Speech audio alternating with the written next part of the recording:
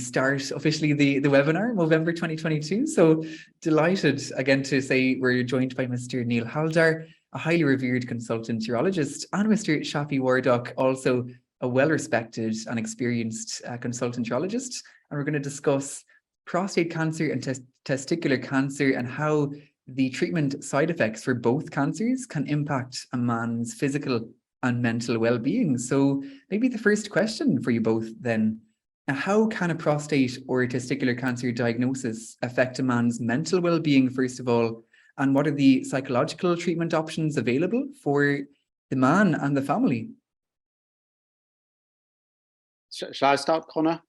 Perfect, Mr. Haldar, absolutely. So what I would say is that everyone reacts a little bit differently, and there is no right or wrong way for a person to feel when they have that diagnosis. It's often quite difficult for most of our men with either testicular or prostate cancer. They feel very physically fit at the time because most of them won't have significant symptoms, and they'll consider themselves very fit and well. And so it often comes as a bit of a shock to them when they have the initial diagnosis and hear the big C word, and so people will react differently and cope with that diagnosis differently.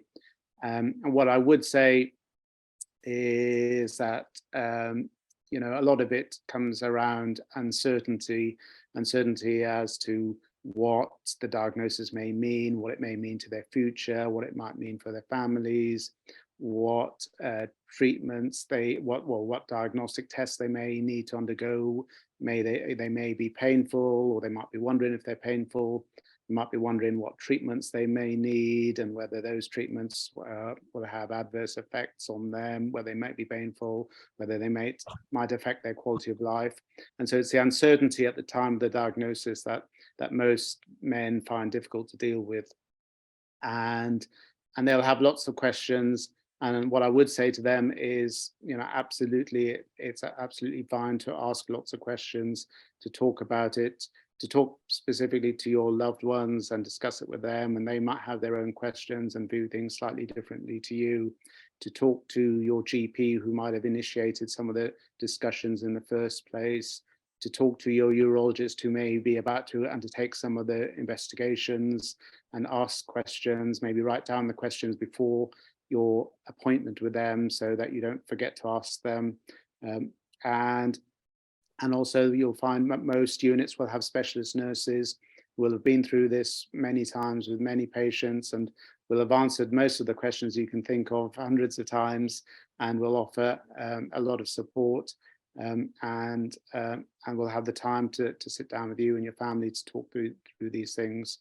And also there's a lot of support online. There's a lot of prostate cancer and testicular cancer information out there online, and a lot of questions have been asked before, and there are charitable sites that answer a lot of those questions. And so being armed with the answers to your questions, that's one of the best ways to deal with the uncertainty of that initial diagnosis. Absolutely, Mr. Haldar. Fascinating insight there. It is very important to talk to loved ones and feel comfortable and safe with your loved ones and medical professionals, I suppose, after diagnosis. Absolutely. And then touching on maybe testicular cancer and comparing that to prostate cancer in terms of the outlook, the prognosis, how do the two cancers compare? To echo some of the things that Neil was saying about prostate cancer, the diagnosis often comes as a shock to these patients, and the difference is that the majority of these patients are younger, and we know from studies that young age is another risk factor for a cancer diagnosis and its treatment, having a profound psychological impact on the patients. So although the majority of testicular cancers are curable, and the majority are diagnosed in the early stages where the treatment is often curable, but some of these patients do require chemotherapy and some radiotherapy and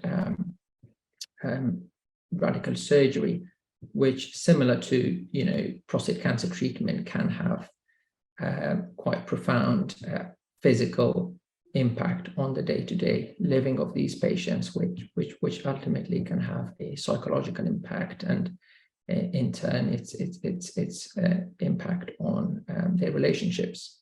So as Neil was saying, the important thing is that the treatment for these patients, although we try to provide the treatment as quickly as we can, is not rushed, and our patients have had the time to pose the questions that may not necessarily come to mind at the time of their diagnosis, that they're given the opportunity to go away, think about it, absorb the diagnosis, which often understandably comes as a shock to them, and give them the opportunity to come back, speak with a clinician, speak with our specialist cancer nurses who have a wealth of experience, and see patients in these categories all the time. So, and everyone responds differently to the cancer diagnosis. It can range from anything from feeling depressed about it to being quite anxious, and really in severe cases and in extreme cases, some patients can have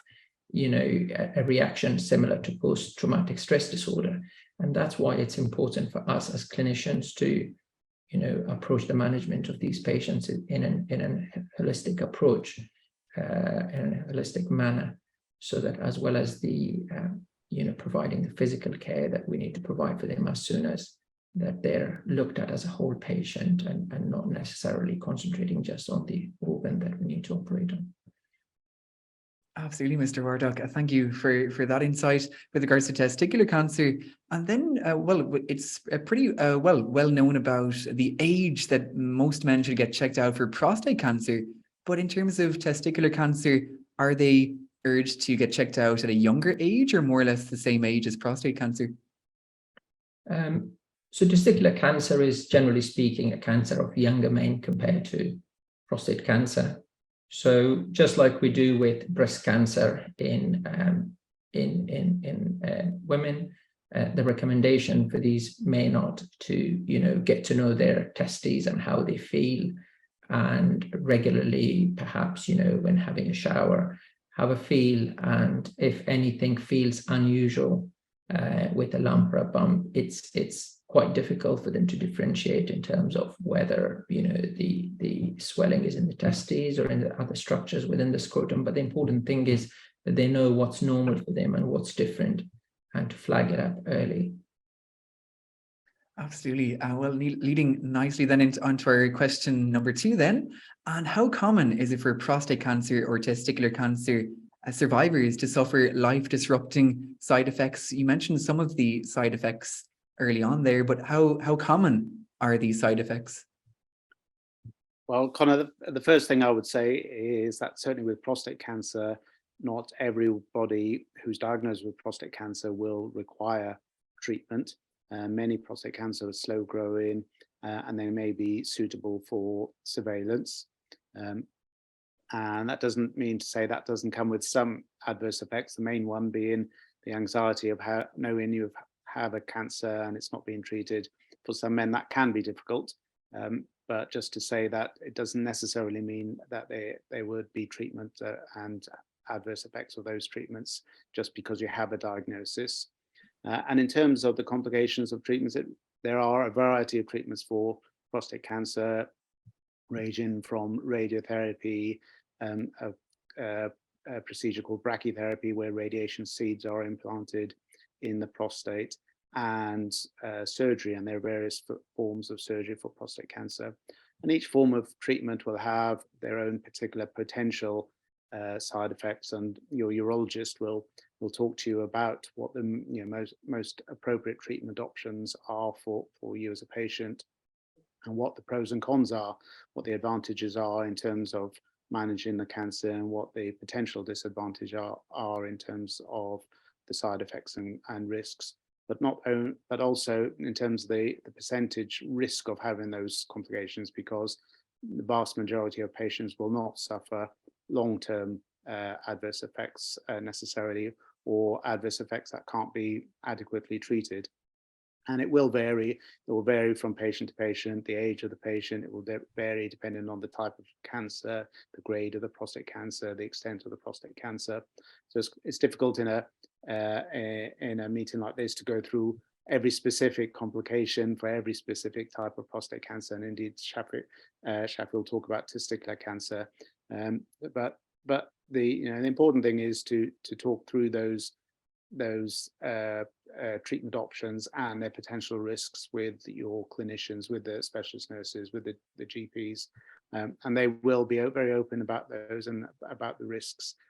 And nothing will be forced upon the patient. It will all be discussed, and you'll weigh up the pros and the cons, and you'll find it's actually a much easier process than you would imagine, and the risks are probably not as great as you might fear in the first place. And certainly a lot of those risks are very manageable. Fantastic. Very reassuring to hear there, Mr. Haldar. Absolutely. And Mr. Wardak, if you'd like to maybe touch on testicular cancer then, and how the side effects compare and how common they are. Although, as Neil was saying, with prostate cancer, some of these patients, although they have a diagnosis of prostate cancer, they don't necessarily need to have treatment, and some can just be monitored closely. Whereas with testicular cancer, being the type of cancer it is, and often a cancer in the young men, these patients are offered treatment immediately, and we try and list them on an operating list as soon as we can.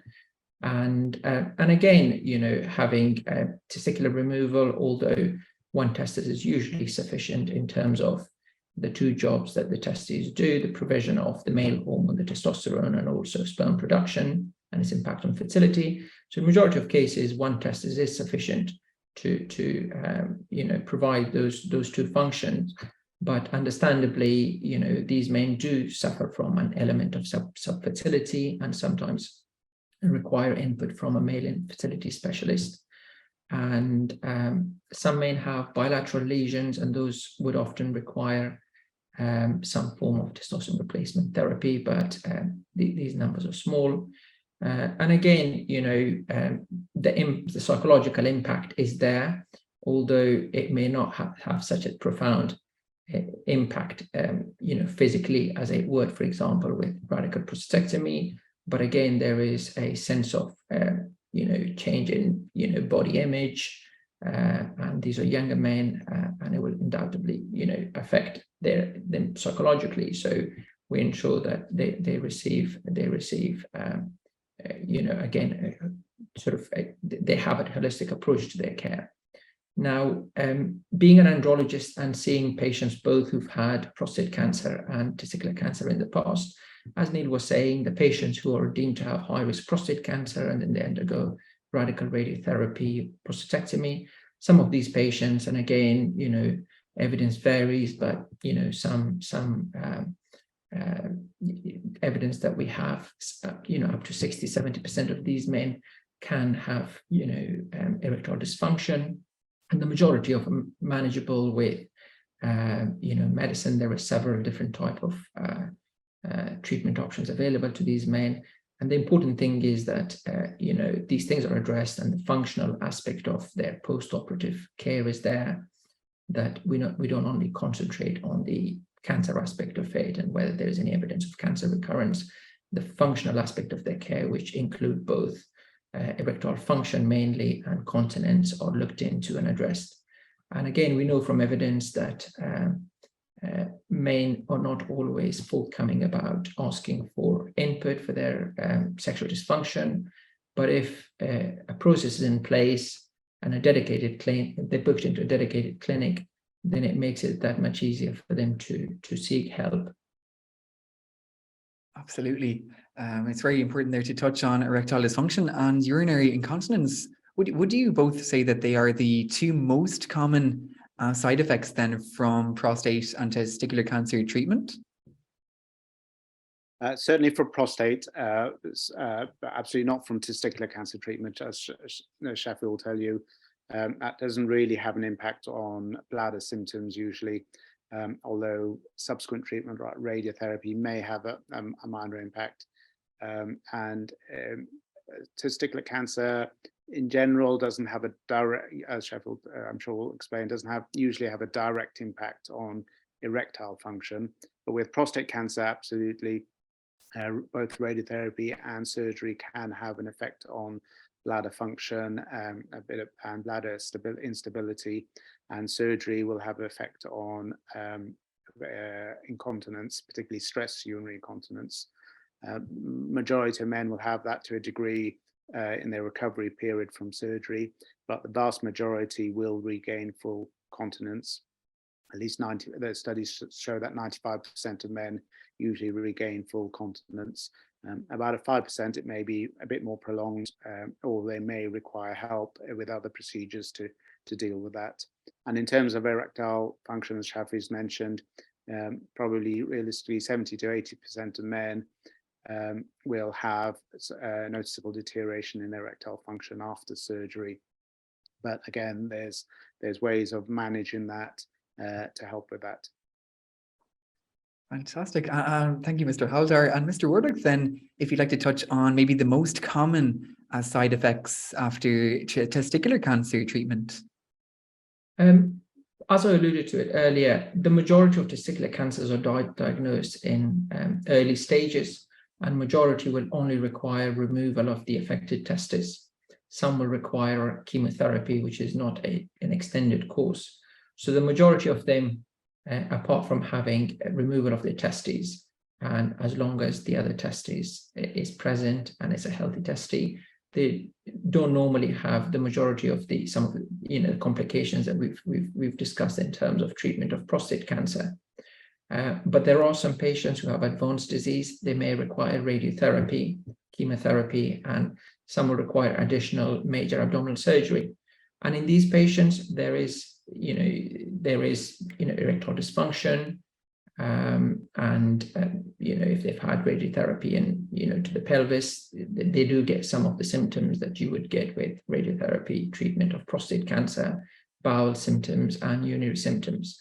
But the majority of these men are spared these complications because of the nature of the surgery that they have. Fantastic. Thank you very much, Mr. Wardak. And then our next question then for you both. How can undergoing prostate cancer or testicular cancer treatment affect a man's physical and mental well-being there? You touched on it. Well, it's not easy at all. Depression, anxiety. Are you seeing some, in recent years, more men struggle in terms of mental health, or are they finding it easier now to open up about mental struggles? No, I would say, Connor, it can still have quite a profound effect on a lot of men. Mostly because a lot of them going into their diagnosis, as I said, feel physically well, and aren't used to having physical problems such as incontinence or erectile dysfunction. At the time of their diagnosis, they tend to be very focused on dealing with a problem, which is the cancer, and curing the cancer. But once they're through that stage and they've had the treatment, and then they're living with the consequences, certainly the initial consequences of treatment, such as the initial incontinence and the erectile dysfunction, that's the period where it can be mentally tough, because they were feeling so, they didn't have those issues before, and then and they weren't suffering from their condition in a way. They weren't suffering from their prostate cancer. It was just something that was detected on a blood test. And so it's hard for them to come to terms with from being very fit and healthy and just having an abnormal blood test, to then having the adverse consequences of recovering from treatment and the adverse effects of treatment. So it can be very tough for some men. And also a lot of men feel guilty about the impact it has on their families and their relationships. And so that can be quite difficult as well. And again, I would reiterate that, the thing not to do is to keep this to themselves and keep it held in, and like a lot of men do. Absolutely talk to your partner, talk to your families about this, and you'll find that they're much more supportive about a lot of these issues, and it often doesn't have quite the impact as you might imagine it would do. So it's important to talk to your loved ones, but also talk to the specialists who are involved in your care, because there are many ways of addressing these issues. And a lot of men, we're not used to talking about it, and we feel embarrassed about talking about it. And especially when you go into a busy clinical environment and you feel guilty because your cancer has been cured, you feel guilty about wanting to address the other issues. But absolutely, we're there for that, and we've got teams to deal with that. So you should talk about it. Absolutely, Mr. Haldar. And it leads nicely now onto a question that we've received from one of our viewers, actually. When you touched on embarrassment and not feeling comfortable, how do you encourage men then to speak up as early as possible if they notice symptoms, but feel too embarrassed, like you say, to talk about it? How do they share this? How are they encouraged to do so? Shafi, do you want to take this? Yeah, I think these are men who found something abnormal, or are we talking about someone who's already had the diagnosis? Oh, well, I think it would maybe be somebody who hasn't yet received prostate cancer or testicular cancer diagnosis. So like you touched on, Mr. Wardak, if they're maybe in the shower, or if they just notice something and feel something abnormal, how would you encourage them to maybe visit a doctor and tell somebody about it? Yeah, I mean, just like with all of these things, and specifically, we know that, as Neil was saying earlier, men often, we know again from studies, don't feel comfortable disclosing these things earlier. So I think trying to make this as normal as possible and try to make these services, for example, a referral to a urologist, a review by GP, as accessible as possible, would probably, encourage them to come forward early. And the majority of people do. Neil touched on, information available online. Most of our patients will have looked something up, and although there is, some not very accurate information on the internet, but most of our patients end up accessing, reputable sources, and which encourages them to have a review, and most people do. But I think having accessible services makes it that much easier. Fantastic. Thank you very, very much, Mr. Wardak. Definitely an excellent response to that really, really good question as well, about encouraging men to not feel too embarrassed, to feel comfortable to speak up.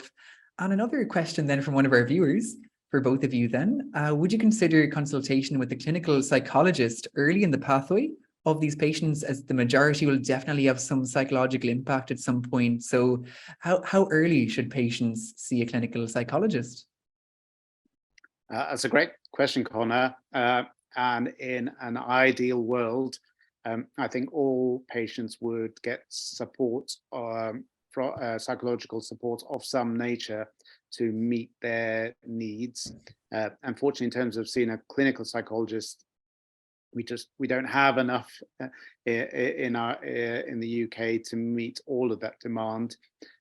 So it has to be tailored to some degree to the most needy. But there's various ways of receiving psychological support, and it's not necessarily from a clinical psychologist. You'll find a lot of support can come from things like patient support groups, prostate cancer support groups, and most areas will have one. And also from the Macmillan nurses. All units will have Macmillan nurses and there'll be one specifically identified for or provided for every particular patient. And they can often give a lot of helpful advice and counselling themselves, or they can point patients in the right direction. So yes, I think counselling is very helpful, and in an ideal world, they would be more available. But that doesn't mean to say that there isn't help available, even if it's not with an actual clinical psychologist. Absolutely. Thank you, Mr. Haldar. And then our next question then, in terms of sexual dysfunction, I know Mr. Wardak, you touched on it briefly there. To what extent can conditions such as erectile dysfunction impact men's mental health then, in terms of feelings of self-confidence issues, embarrassment? How can sexual dysfunction impact their relationships and overall themselves? Again, we know that physical side effects of prostate cancer treatment, such as loss of libido and erectile dysfunction, can impact men's perception of masculinity, and to a point that some of our patients will actually, the impact of this, reduced masculinity, perhaps as a result of some of the treatments, will in fact impact their decision making in terms of what treatment they have. And again, we know that this lower perception of masculinity, that not necessarily all patients who undergo this treatment, but some put them at increased risk of depression and anxiety, which ultimately has bearing on relations. And as we were saying earlier, some of these things need to be addressed early on in the pathway, because a diagnosis of cancer and then, the impact of his treatment often has bearing not just on the patient, but on their relations and families as well. Absolutely. And then, well, I suppose an interesting one then from another one of our viewers, actually, how have treatment outcomes and success rates improved throughout both of your careers? Have you noticed a big difference? Yeah, absolutely. And the national figures back that up. We are diagnosing certainly more prostate cancer with each passing year, and those figures are set to rise. But the survival figures have also increased significantly. But not just the survival figures, but the impact of treatment on patients and their quality of life seems to be improving as well, as we've gone for more minimally invasive approaches, more targeted approaches. And we're better at supporting the patient's needs than I think we were when I started off training, and in particular their psychological needs, not just the the physical improvements and the cancer survival improvements. So absolutely, I've seen that. Fantastic. Mr. Wardak, have you seen something similar throughout your career? I mean, testicular cancer, relatively speaking, is a less common malignancy. It represents 1% of all male cancers and 5% of all urological cancers. But worldwide, there is a trend of an increase in incidence of testicular cancer. We're not entirely sure why, but there is. In terms of treatment of testicular cancer, early diagnosis is the key, and surviving testicular cancer and cure rate have always been extremely high. And with early diagnosis, there has been some improvement in that. Fantastic. Thank you both very much for a very, very reassuring and helpful insight, I'm sure, for everybody watching and listening today. So thank you both. And then our next question then, how can urinary incontinence then affect a man's quality of life? Again, both physically and mentally speaking. Yeah, absolutely. That's one of the hardest aspects for a lot of men to deal with, especially the initial incontinence after surgery, which can be quite marked for a few weeks after surgery. And a lot of men find that obviously understandably very limiting. They feel embarrassed to leave the home, or they feel worried about leaving the home because they might have an accident and that might be visible. It limits their activities because their incontinence might become worse if they're, for example, playing golf or going for walks or going to the pub. And so it limits their social activities, so they can become quite isolated. So absolutely can have a real significant impact. What I would say, again, it's really important to talk, because when you do talk to your specialist and they reassure you that it will improve and they help you to manage it, and again, the specialist nurses, there are lots of ways to help you managing it while it's improving, and make sure you're doing the right exercises and pelvic floor exercises, and that you're doing them in the right way, potentially refer you to a physiotherapist who can help with that as well. So, but if you don't talk to people and explain that there's an issue, they don't necessarily know there is an issue. So, we do understand that it can have a significant impact on a man's quality of life and feeling of well-being while they're going through that. Fantastic. Thank you, Mr. Haldar. And another very interesting question from somebody tuning in and watching this afternoon. Do you both offer penile rehabilitation measures immediately after treatment for prostate cancer or testicular cancer, or do you initially wait for a certain period of time? Yeah, that's again a really very good question. And the evidence on early penile rehabilitation measures and the effectiveness is a little bit debatable. And that's the rehabilitation usually is based around early use of a drug called PDE5 inhibitors. The most commonly used one, for example, that most people will know is Viagra, and perhaps using that on a daily basis in smaller doses or on a regular basis.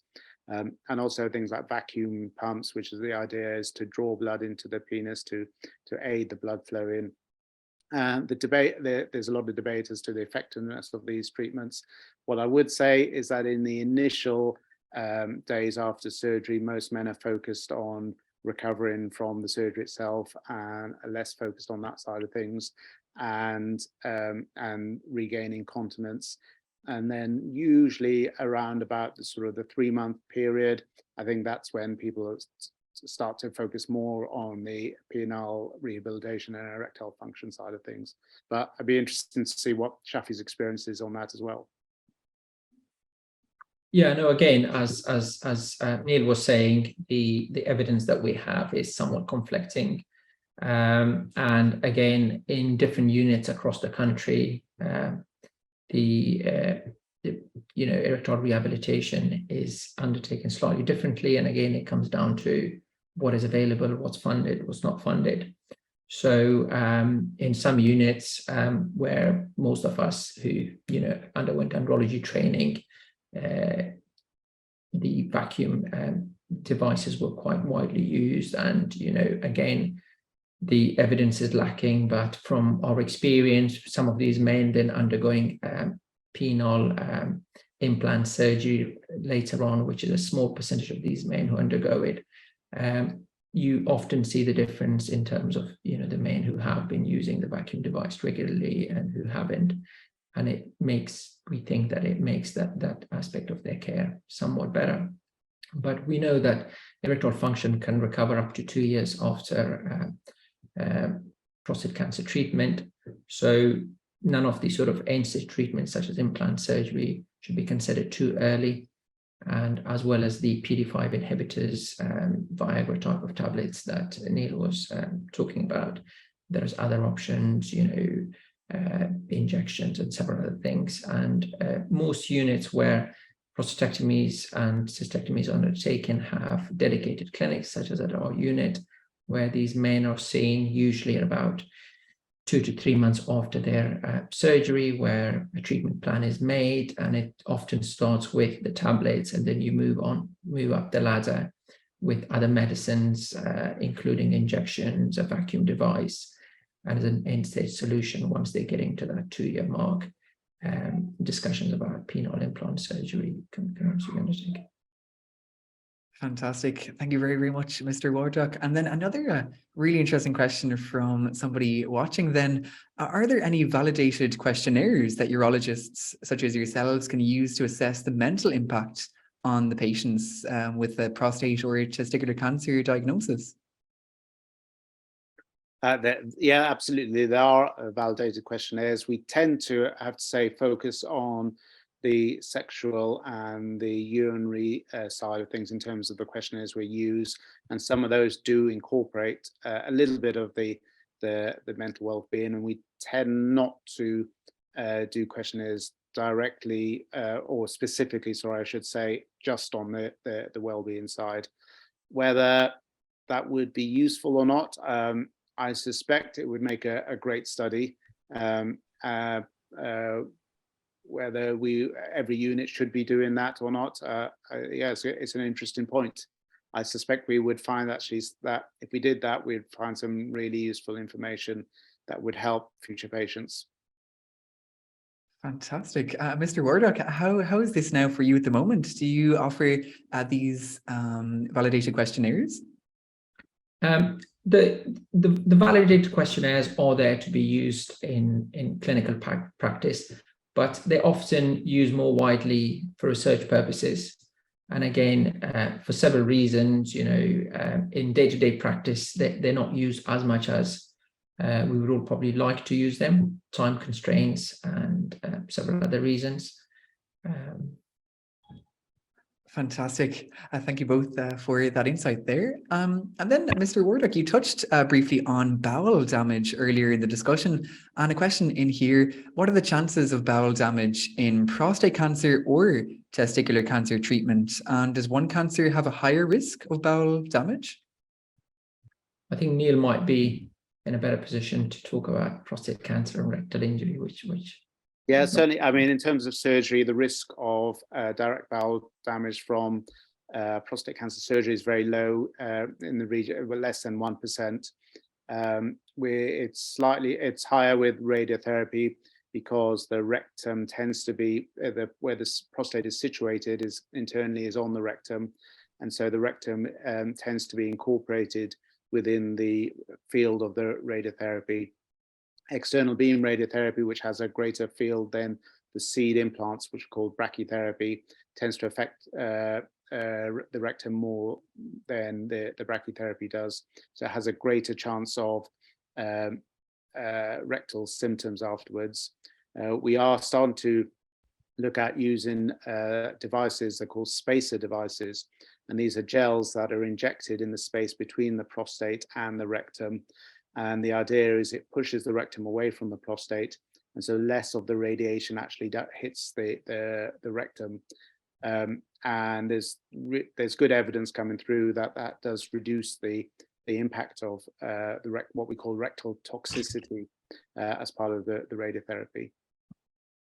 And in most instances, the impact of the radiotherapy tends to be during the time of the radiotherapy treatment, so that might be for 6 or 7 weeks, and then the symptoms tend to reduce with time. In a small proportion of patients, very small proportion, they can be persistent, and in fact, in a small proportion, they can worsen with time, but that's the minority.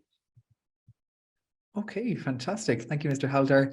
And then touching a little bit then on hormone treatment. We've touched a little bit on surgical treatment for both prostate and testicular cancer, but then how does that compare and contrast to hormone treatment? Does that have similarly adverse effects on patients? Yeah, I would say certainly different effects. So hormone treatment is used for prostate cancer because prostate cancer requires the hormone testosterone to grow and proliferate and spread. And so one of the mainstays of treating patients with metastatic prostate cancer, in other words, prostate cancer that's spread and potentially incurable, or prior to radiotherapy in order to shrink the prostate cancer down so it's more likely to be incorporated within the radiotherapy field, is with hormone therapy. And the way hormone therapy works basically is to reduce a man's circulating testosterone, or to block the circulating testosterone from acting on the prostate cells. And by doing that, it tends to deactivate the prostate cancer cells for a period of time. But it does have side effects, and it's a little bit like when women go through their menopause and the hormones changes. It's similar in a man when we remove the testosterone. The main, they have some immediate or short-term effects, and some effects that can be longer term or slower to take effect. The main ones being it can affect a man's moods. They can have mood swings, a little bit again like ladies when they go through the menopause can have mood changes. They may experience hot flashes or or sweats, like particularly nighttime sweats, like after the menopause. They may notice a little bit of breast enlargement, breast tenderness. Some men notice a bit of redistribution of their fat, especially along the abdominal area. They may put on a little bit of weight there. And some men notice that it affects their energy levels, as you might expect with loss of testosterone, that they have less energy, and also a lower libido because testosterone is involved in the sex drive. In the longer term, if it's used for many years, it can increase the risk of osteoporosis because it thins the bones out a little bit. And there's some evidence it may increase your risk of cardiovascular diseases as well. Fantastic. Mr. Wardak, how does this compare and contrast then to testicular cancer? I mean, hormonal treatments are not used in testicular cancer, really. If anything, sometimes we're in the opposite situation where somebody's had a testicular cancer, perhaps bilateral testicular cancer, or someone who's always had one testis and they've developed cancer in that particular testis. And after its removal, now there is no testis to produce the male hormone testosterone, and some of these patients will then require testosterone replacement therapy. And again, depending on their age and whether they've completed their family and whether fertility preservation is important to them or not, that can be managed in different ways. Fantastic. And Mr. Wardak, I might ask you, and just one following up here then on testicular cancer, if we focus a little bit more on testicular cancer then, we know that around the age of 50 or with certain warning signs of prostate cancer, people should seek a PSA test. When would you encourage patients who might think they have testicular cancer to see their GP? So with testicular cancer, really, if they feel a lump, or as I was saying earlier, if the testes, the scrotal contents feel different, they should see their GP. But there are certain other risk factors for testicular cancer, and if those are present, then perhaps these men should be either screened or perhaps be seen earlier, or even in the absence of a palpable lump, they should perhaps have some investigations. For example, if there are multiple family members, brothers, father, who would have had testicular cancer, if they've had cancer in the other testes, for example, and men who were born with undescended testes, where the testis was either in the groin or in the abdomen, which was then brought down with surgery, are at high risk of testicular cancer. So those needs to be monitored somewhat closely. Perhaps that self-examination should really be encouraged, and if they're particularly high risk, then some of these patients do have regular ultrasound scans, which are extremely good at picking up any abnormalities within the testes. Fantastic. Thank you, Mr. Wardak. And then Mr. Haldar, then with prostate cancer, when would you encourage patients to see their GP? What warning signs should they be watching out for? Well, the vast majority of men presenting with who present with prostate cancer, it will be detected not because of their symptoms. It will be based on a PSA blood test. And a lot of patients who do have symptoms, urinary symptoms, it would be because they have an enlarged prostate, not necessarily because of their prostate cancer.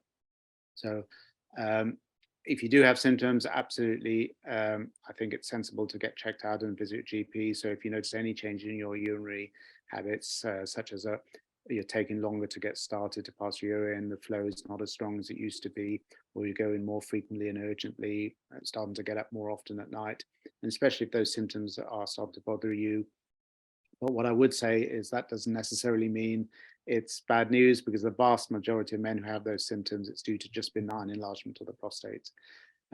People who potentially should be asking their GP for PSA blood test, certainly if you have prostate cancer in the family, in particular first degree relative who's had it, also patients who have a family history of breast cancer, direct family history of breast cancer, there's some evidence that they may be more at risk.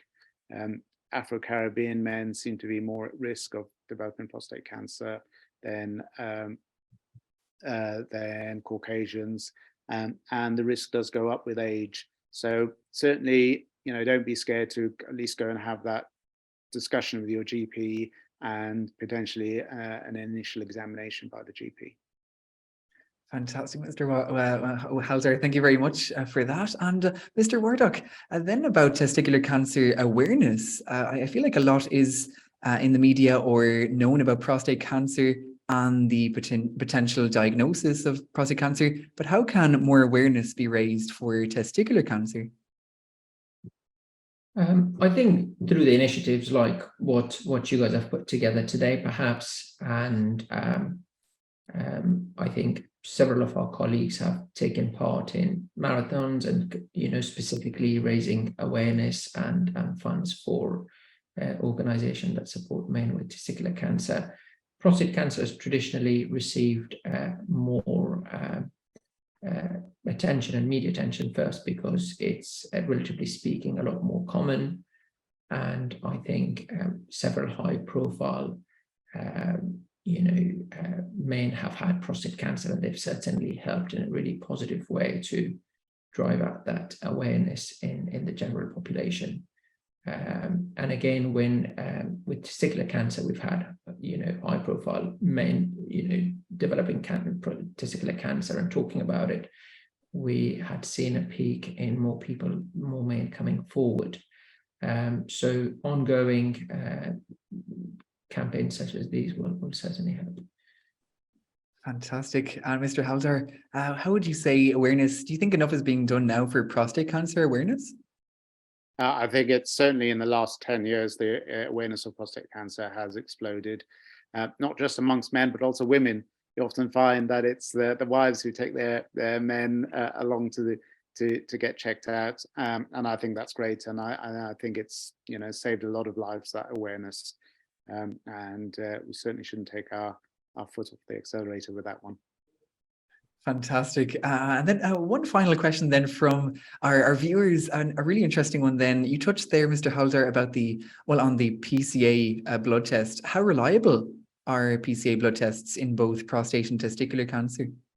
Yeah, so PSA is not used for testicular cancer, it's just for prostate cancer. What I would say, there's no one test that's 100% reliable, and the PSA blood test certainly isn't. But what we do use is tests in conjunction with others. So for example, although with a PSA blood test, we have what we call age-related normals, because it does grow, the levels go up with age as our prostates get bigger with age. And if your level is just above the normal for your age, it doesn't tell us you've got prostate cancer. It just tells us your risk may be in the region of 25 to 30% of having prostate cancer. And equally, if your PSA is normal, doesn't mean you don't have prostate cancer. It just means your risk of having prostate cancer is less than someone who has a higher level. So absolutely, it doesn't tell us whether you have prostate cancer or not, but we use that in conjunction with other tests, including a rectal examination of the prostate. So if your PSA is slightly high, it may alert your GP to examine your prostate and to see if there's an abnormality there. And then we also, if either of those, either the PSA blood test or the rectal examination are abnormal, then it may lead on to an MRI scan of the prostate. And again, an MRI scan isn't 100% accurate in diagnostic. It's probably in the region of about 70% accurate. But in conjunction with the PSA level and the rectal examination finding, all those things add to the accuracy of detecting prostate cancer, or leading someone to then go on to have biopsies of the prostate. Biopsies of the prostate, again, aren't 100%, like no test is, but a biopsy of the prostate is, in terms of detecting prostate cancers, are probably in the region of about 90% accurate in picking it up. So all of these things lead on to other tests, and in conjunction, they increase the accuracy. But as the question has alluded to, a PSA blood test is a useful screening tool. It's not the most accurate diagnostic tool. Okay, fantastic. Thank you, Mr. Haldar. And Mr. Wardak, then, in terms of testicular cancer diagnosis and how accurate diagnoses are, would you say that they are very accurate in the majority of cases? With testicular cancer, often the presentation is with a lump, or they're incidentally picked up when men undergo an ultrasound scan for other causes such as pain or infertility, trauma. And ultrasound scans are over 99% sensitive in terms of picking up abnormalities within the testes, but not necessarily, as confidently differentiating between malignant, cancerous, and non-cancerous growths. Although when the lesion is large and it has vascularity to it, it often is cancer. Now we check for blood tests which would, confirm or make the diagnosis of testicular cancer higher, just like we would, for example, check a PSA test. There are tumor markers for testicular cancer, but we only check those once we've actually suspected testicular cancer and performed an ultrasound scan. But together with ultrasound scan finding, and often not always, elevated testicular markers, there's usually 3 of them that we check for, we would normally counsel our patient, and and they will undergo a removal of their testes. Now, sometimes we face with a situation where, and again, that's only happened because of the extremely good quality scanners that are used these days, where very small lesions, less than half a centimeter, will be picked up that don't have vascularity, and then often clinicians are left in that dilemma of whether to treat that as a cancer, especially when testicular markers are not raised, those blood tests are not elevated. And again, management of that is slightly different. We don't have consensus, but we have recently published data on about 300 patients with small lesions, less than 2 centimeter lesions. And again, there is pathways in terms of how they should be managed. Some are managed with serial imaging, some have an open biopsy of the lesion, and some that have any other suspicious characters undergo a removal of their testes, with an understanding that there is a small risk that the lesion may not be cancerous, but the only way of knowing it is to remove the testes. Fantastic. And then probably the last question then for both of you guys, in terms of the future for both prostate and testicular cancer, in terms of treatment and prognosis. Do you expect many changes to be made in the next few years for patients in terms of treatment or survival rates? Yeah, it's another great question. It's not always easy to predict the future, because if we knew that, we'd probably be doing it right now. Yeah. Certainly in terms of treating metastatic and incurable cancers, there seems to be a great deal of progression over the last few years in prolonging life and reducing symptoms. So I would say definitely, and I would expect that to continue to improve. I think in time, maybe still quite a few years away, but we'll be using genetic diagnostics and treatments to target cancer cells a little bit more accurately, and perhaps without the need for surgery or even radiotherapy. I think we're quite a long way away from that at the moment, but I wouldn't be surprised if that's the way we're ultimately heading towards gene therapy. Fantastic. And Mr. Wardak, how do you see the future for testicular cancer? Because of the nature of the disease, I don't envisage any significant changes in terms of survival and what happens. But as I was saying earlier, with more and more imaging use for other causes, I expect that more and more of these cancers will be diagnosed early. And as we know, when these cancers are diagnosed early, the treatment is with an intention to be curative. So hopefully less and less men being diagnosed at later stages of the disease. Fantastic. Well, Mr. Neil Haldar and Mr. Shafi Wardak, thank you so much for your time and fascinating insight, very reassuring for everybody watching. And well, anybody who is watching or listening into this webinar, if they'd like to find out more information about either Mr. Shafi Wardak or Mr. Neil Haldar, two highly respected consultants, urologists, they can really help you with prostate cancer concerns, testicular cancer concerns. You can check out their top doctors' profiles on www.topdoctors.co.uk.